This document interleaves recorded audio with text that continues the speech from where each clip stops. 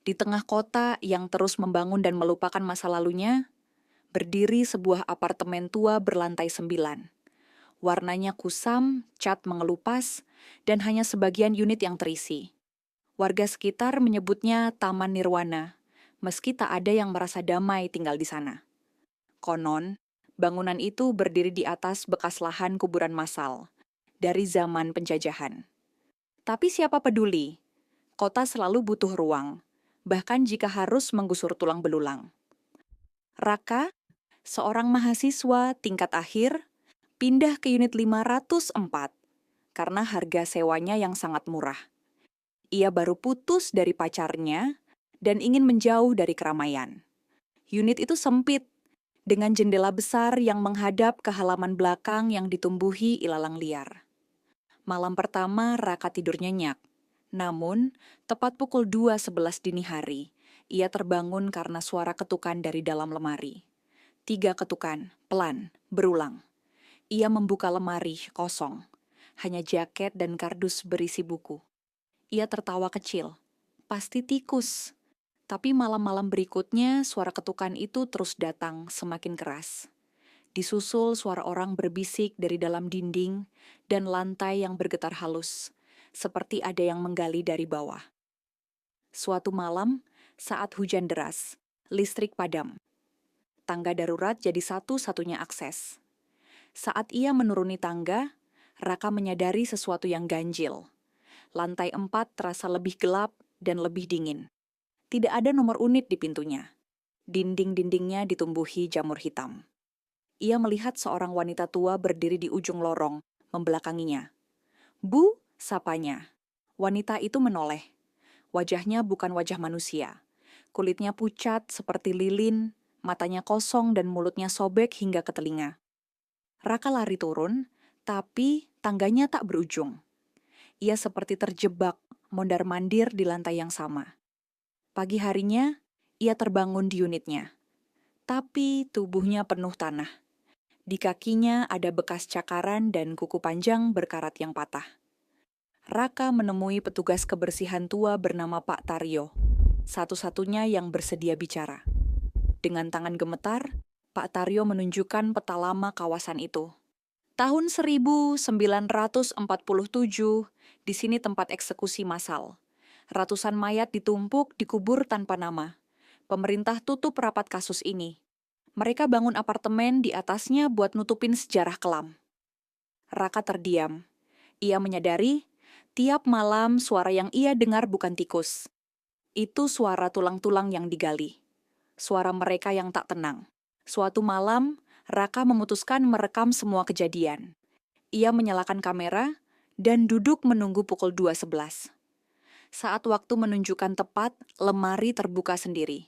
Dari dalamnya, keluar tangan-tangan kurus, menghitam menarik tubuh Raka. Kamera merekam semuanya, termasuk wajah Raka, yang menjerit saat tubuhnya ditarik ke dalam lemari. Suaranya hilang, hanya desis dan bisikan. "Kami belum dikubur dengan tenang. Unit 504 kini kembali kosong. Dindingnya penuh goresan dan noda tanah merah. Tapi setiap pukul 2:11 dini hari, tetangga masih mendengar suara ketukan dari dalam. 3 kali. Pelan, tapi pasti. 3 hari setelah Raka menghilang, seorang petugas keamanan menemukan pintu unit 504 terbuka. Tidak ada tanda-tanda perlawanan, tapi udara di dalam kamar sangat dingin, seolah baru saja turun salju. Padahal ini Indonesia, bulan Juni, mustahil. Di lantai kamar, kamera Raka masih menyala. Baterainya seharusnya sudah habis, tapi tetap merekam. Pak Taryo dipanggil polisi untuk memberikan keterangan. Tapi ia hanya berkata, "Saya sudah peringatkan anak itu. Tapi kadang yang mati memang lebih keras kepala dari yang hidup." Sementara itu, seorang wanita muda bernama Indah datang melihat-lihat unit untuk disewa. Ia baru ditinggal suami, ingin memulai hidup baru. Makelar properti membawa dia ke unit 504. "Ada beberapa rumor aneh sih, tapi saya pastikan semua aman," kata si makelar. Indah melihat sekeliling. Tidak ada yang terlalu janggal. kecuali sebuah bekas goresan panjang di lantai, seperti seseorang pernah diseret dari pintu ke arah lemari. Ini bisa dicat ulang, Bu, ujar Makelar cepat-cepat. Indah menyewa unit itu hari itu juga. Malam pertama, semuanya tenang. Indah bahkan merasa nyaman, anehnya. Tapi pukul 2.11 ia terbangun karena suara langkah kaki di plafon. Bukan suara tikus, ini suara sepatu berat. Perlahan, suara itu pindah ke atas lemari, lalu hilang. Indah mendekati lemari, ingin membuka pintunya. Tapi sebelum tangannya menyentuh gagang, terdengar suara napas dari dalam. Nap, napas pelan, berat, dalam. Ia mundur. Pagi harinya, ia menemukan kertas di bawah pintu. Tulisan tangan dengan tinta pudar. Kalau kau mendengar ketukan, jangan dibalas. Kalau kau dibisiki, jangan menjawab. Kalau mereka memanggil nama, pura-pura tuli. Mereka hanya ingin tubuhmu. Tulisan itu ditandatangani huruf R. Hari demi hari, Indah mulai kehilangan waktu. Ia bangun di kamar mandi tanpa ingat kapan tertidur. Air di wastafel berubah jadi merah. Kadang, ia melihat bayangan orang-orang berkepala miring di balik jendela lantai 5. Dan setiap pukul 2.11, suara-suara itu datang. Ketukan, bisikan, napas. Lalu pada malam ke-7, lemari terbuka sendiri. Namun kali ini bukan hanya tangan-tangan yang muncul, tapi sosok seorang pria muda dengan wajah setengah hancur, mata terbalik putih, berdiri di sana, menunjuk ke Indah. Tubuhnya berlumur tanah. Di kakinya ada rantai besi yang terseret bunyinya. Indah mematung. Raka, sosok itu tidak menjawab. Dari belakangnya muncul lebih banyak wajah, pucat, bolong, hancur. Semua menyeringai. Lemari itu bukan lagi tempat menyimpan pakaian. Itu pintu. Ke sebuah ruangan di bawah tanah. Penuh liang, penuh mayat, dan mereka lapar. Indah tak tidur malam itu. Setiap kali ia mencoba memejamkan mata, suara-suara dari dalam lemari semakin jelas. Ada yang menangis, ada yang tertawa seperti anak kecil. Dan ada satu suara berat yang terus menyebut satu kalimat berulang-ulang. Bukalah pintunya, kami kedinginan. Pagi hari ia pergi ke pos satpam. Tapi yang jaga bukan Pak Taryo, melainkan seorang pria muda yang belum pernah ia lihat sebelumnya. Pak Taryo kemana? Udah 2 hari nggak kelihatan, Bu. Biasanya tidur di ruang CCTV. Sekarang kosong, jawab satpam itu sambil menyalakan rokok. Indah pulang dengan perasaan gelisah. Di lobi apartemen, ia melihat ada 2 wanita tengah bergosip. Bisik-bisik, salah satu dari mereka melirik ke arahnya. Aku dengar dia yang tinggal di unit 504 sekarang. Ya ampun, kenapa nggak ada yang kasih tahu dia dari awal? Bisik yang satunya lagi. Indah mendekati mereka. Maaf, kenapa dengan unit saya? Keduanya terdiam sejenak. Salah satu menatapnya dengan wajah murung, lalu berkata pelan, setiap penghuni 504 selalu menghilang, Bu. Kadang polisi turun tangan, kadang cuma dianggap kabur. Tapi semua yang pernah tinggal di situ, nggak ada yang benar-benar keluar lewat pintu depan. Malam itu, Indah memberanikan diri memindai dokumen lama yang ia temukan di laci dapur. Sebagian besar adalah tagihan listrik dan air, tapi satu map coklat menarik perhatiannya. Di dalamnya ada foto-foto pembangunan apartemen Taman Nirwana, dan satu foto buram yang membuat darahnya dingin. Sebuah lubang besar, seperti lubang kuburan massal, dengan puluhan tulang belulang yang baru saja tergali. Tulisan di belakang fotonya, proyek tetap lanjut, tutup semua, jangan beritahu wartawan. Indah hampir muntah. Ia merasa sesuatu dari bawah lantai sedang mengamati. Lalu ketukan itu datang lagi. Tapi kali ini, tidak dari lemari, dari lantai. Tuk, tuk, tuk. Indah berjongkok, mendekat ke ubin ruang tengah. Ia tempelkan telinga ke lantai. Suara bisikan menggema dari bawah. Sudah waktunya kamu ganti tempat mereka. Ubin retak. Retaknya menyebar cepat. Dari tengah ruangan, lantai ambruk seperti ada sesuatu dari dalam yang mendorong ke atas. Bau tanah basah dan daging busuk menyeruak. Dari lubang itu, muncul kepala. Dalam keadaan membusuk, rambutnya masih tumbuh. Matanya hitam penuh lumpur. Tangan-tangan kurus menempel di tepi lantai, menarik tubuh mereka naik satu persatu. Indah menjerit, lari ke lorong. Tapi pintu apartemen lain tertutup rapat. Semua lampu padam. Lorong menjadi gelap gulita. Di ujung lorong, bayangan tinggi berdiri. Siluet perempuan tua, berpakaian kebaya penuh tanah, memanggilnya dengan nada lembut. "Nak, pulanglah. Sudah waktunya kau jadi penjaga pintu." Lorong itu menjadi labirin. Indah berlari dan berlari, tapi suara langkah di belakangnya terus mengikuti. Semakin dekat. Seakan seluruh lantai 5 hidup dan menolak dia pergi. Tepat ketika ia mencoba masuk ke lift, pintu lift terbuka sendiri. Tapi bukan lift yang biasanya. Di dalamnya ada ceceran darah. Dan tombol-tombolnya bukan angka, melainkan nama-nama. Nama-nama orang yang hilang dari unit 504. Dan di bawah semuanya, ada nama terakhir yang menyala merah. Indah Sari. Indah berdiri di depan lift, yang kini berubah menjadi semacam portal menyeramkan. Nama-nama itu masih menyala merah di tombol. Semuanya nama orang yang tidak pernah ditemukan kembali. Tangannya gemetar saat melihat namanya sendiri berada di urutan terakhir. Indah Sari. Suara di belakangnya mulai terdengar jelas. Bukan lagi bisikan, tapi derap langkah puluhan kaki yang berjalan di lantai dengan serempak. Seperti rombongan orang mati berjalan tanpa arah. Bau anyir menyelimuti lorong. Indah menatap kembali ke dalam lift.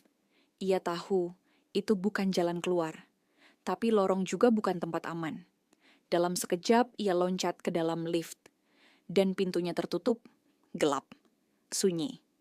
Lalu, lift bergerak ke bawah, padahal tidak ada tombol B atau basement.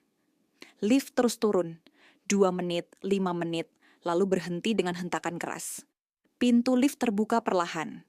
Di depannya, bukan lagi bagian dari apartemen, melainkan sebuah ruang bawah tanah tua, luas, berisi tumpukan tanah, tulang belulang berserakan, dan nisan-nisan tua tanpa nama. Dindingnya masih tertempel spanduk proyek pembangunan. Taman Nirwana, hunian nyaman keluarga Anda. Dan setiap pukul 2.11 suara-suara itu datang. Ketukan, bisikan, napas. Lalu pada malam ke-7, lemari terbuka sendiri. Namun kali ini bukan hanya tangan-tangan yang muncul, tapi sosok seorang pria muda dengan wajah setengah hancur, mata terbalik putih, berdiri di sana menunjuk ke Indah. Tubuhnya berlumur tanah. Di kakinya ada rantai besi yang terseret bunyinya. Indah mematung. Raka, sosok itu tidak menjawab. Dari belakangnya muncul lebih banyak wajah, pucat, bolong, hancur. Semua menyeringai. Lemari itu bukan lagi tempat menyimpan pakaian. Itu pintu. Ke sebuah ruangan di bawah tanah. Penuh liang, penuh mayat. Dan mereka lapar. Indah tak tidur malam itu.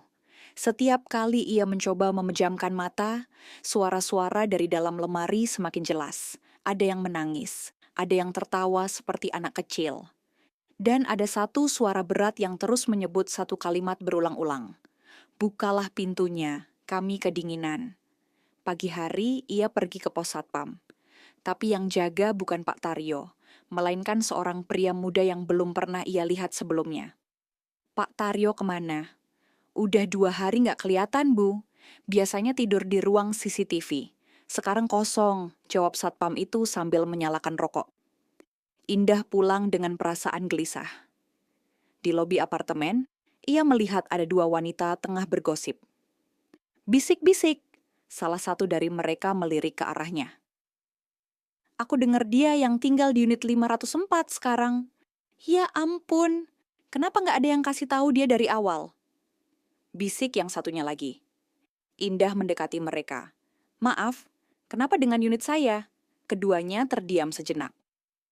Salah satu menatapnya dengan wajah murung, lalu berkata pelan, "Setiap penghuni 504 selalu menghilang, Bu. Kadang polisi turun tangan, kadang cuma dianggap kabur. Tapi semua yang pernah tinggal di situ, nggak ada yang benar-benar keluar lewat pintu depan." Malam itu, Indah memberanikan diri memindai dokumen lama yang ia temukan di laci dapur.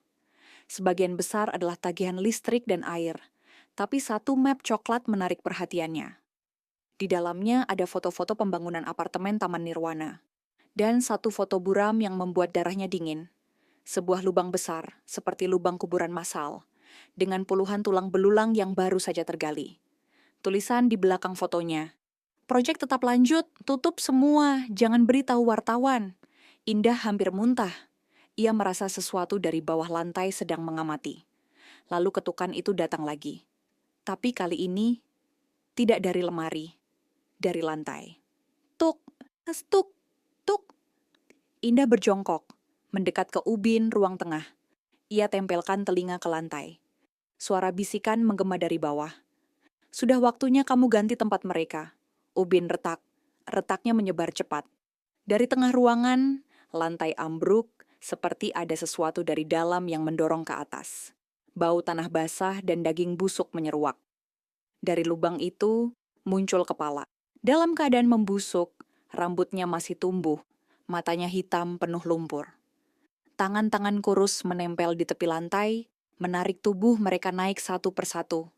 Indah menjerit, lari ke lorong. Tapi pintu apartemen lain tertutup rapat. Semua lampu padam. Lorong menjadi gelap gulita. Di ujung lorong, bayangan tinggi berdiri. Siluet perempuan tua, berpakaian kebaya penuh tanah, memanggilnya dengan nada lembut. "Nak, pulanglah. Sudah waktunya kau jadi penjaga pintu." Lorong itu menjadi labirin. Indah berlari dan berlari, tapi suara langkah di belakangnya terus mengikuti. Semakin dekat. Seakan seluruh lantai 5 hidup dan menolak dia pergi. Tepat ketika ia mencoba masuk ke lift, pintu lift terbuka sendiri. Tapi bukan lift yang biasanya. Di dalamnya ada ceceran darah. Dan tombol-tombolnya bukan angka, melainkan nama-nama. Nama-nama orang yang hilang dari unit 504. Dan di bawah semuanya, ada nama terakhir yang menyala merah. Indah Sari. Indah berdiri di depan lift, yang kini berubah menjadi semacam portal menyeramkan. Nama-nama itu masih menyala merah di tombol. Semuanya nama orang yang tidak pernah ditemukan kembali. Tangannya gemetar saat melihat namanya sendiri berada di urutan terakhir. Indah Sari. Suara di belakangnya mulai terdengar jelas. Bukan lagi bisikan, tapi derap langkah puluhan kaki yang berjalan di lantai dengan serempak. Seperti rombongan orang mati berjalan tanpa arah. Bau anyir menyelimuti lorong. Indah menatap kembali ke dalam lift.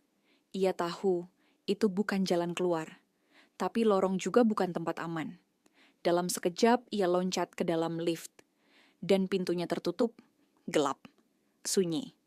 Lalu, lift bergerak ke bawah, padahal tidak ada tombol B atau basement. Lift terus turun, 2 menit, 5 menit, lalu berhenti dengan hentakan keras. Pintu lift terbuka perlahan.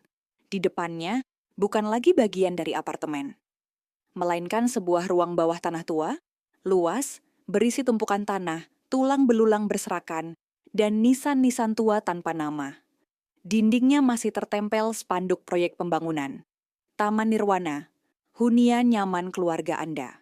Mulutnya hanya mengucap satu kalimat berulang-ulang. "Aku udah lihat mereka, aku udah di bawah." Malam itu juga, Citra lari ke lantai dasar. Tapi lift hanya berhenti di satu tempat. Lantai 4, lantai yang tidak pernah muncul di denah bangunan. Pintunya terbuka perlahan. Koridor gelap, lorong kosong. Tapi di ujungnya, suara-suara menggema, ketukan, tawa, bisikan. Dan satu suara wanita. Gantian jaga pintu. Apartemen Taman Nirwana tak pernah benar-benar sepi. Setiap penghuni hanyalah babak baru dari sebuah kutukan lama. Dan setiap malam pukul 2.11, sejarahnya kembali hidup melalui dinding, lantai, dan lemari yang tak bisa ditutup. Unit 504 masih menunggu. Dan di bawahnya, arwah yang belum selesai menggali jalan ke atas. Malam ke-6, Citra tidak keluar kamar seharian. Tubuh Dimas masih di sana, diam di pojok, menghadap lemari, matanya menatap kosong ke dalam gelap. Ia tak bicara, tak makan, hanya duduk, dan tersenyum seperti orang yang sudah menyerah. Citra mulai menulis catatan di buku hariannya. Tangannya gemetar. Mereka tidak mau aku pergi. Dimas sudah jadi milik mereka.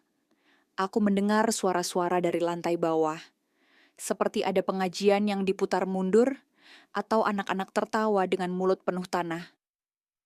Aku tak tahu apakah aku masih hidup. Saat malam datang, Citra menyadari sesuatu yang lebih mengerikan. Bayangan dirinya di cermin tidak mengikuti gerakan.